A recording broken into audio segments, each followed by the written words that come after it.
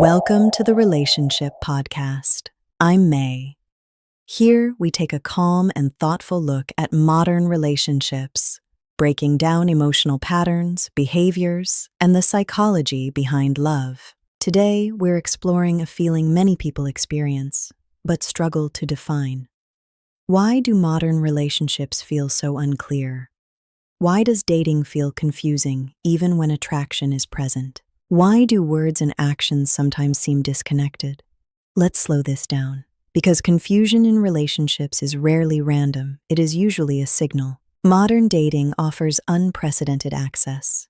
We can meet people instantly. We can communicate throughout the day.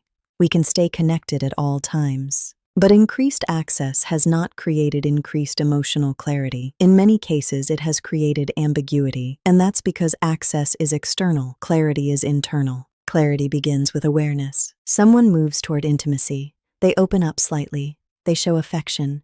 They create hope. And then, when emotional closeness deepens, they pull back. That shift often feels confusing to the other person, but psychologically, it reflects internal conflict.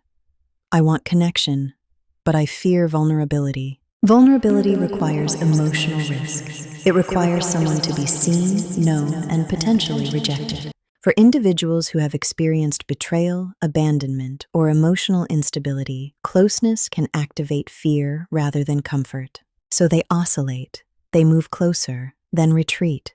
Not necessarily because they lack care, but because their nervous system associates intimacy with danger. This turbulence feels like confusion, but there's more to the story. Another factor is indirect communication. Clarity requires emotional courage. It requires someone to say, I want something serious, or I am not ready for commitment. But many people struggle with direct expression of needs. Why? Because direct expression creates accountability. If I clearly define my intentions, I must behave consistently with them. Ambiguity allows flexibility. Ambiguity allows escape. So instead of clarity, we hear phrases like, let's just see where this goes.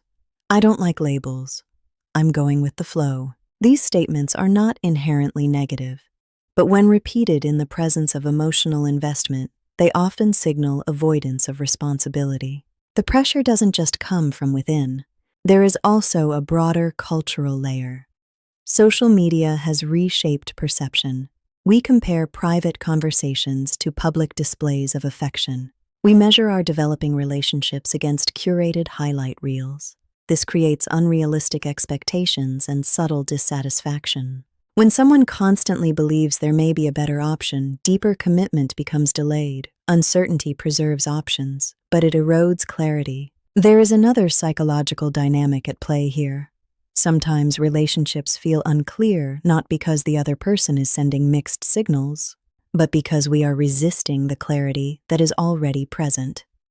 When someone's actions consistently contradict their promises, we often focus on the promise. Why do we choose hope over observable patterns? Because hope is emotionally safer than disappointment. We may hold on to verbal reassurance instead of observable patterns. This internal conflict creates emotional confusion. Clarity does not always feel comforting.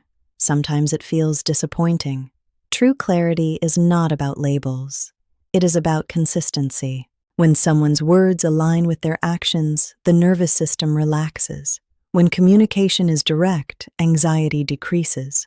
When effort is stable, attachment feels secure. Emotionally mature relationships feel steady, not perfect, not dramatic, but steady. If you are currently feeling confused in a relationship, pause. Ask yourself, are their actions consistent? Have I expressed my needs clearly? Am I interpreting potential instead of patterns? Clarity begins with awareness. Are you confused or avoiding what is already clear? I'm May, and I'll see you in the next episode.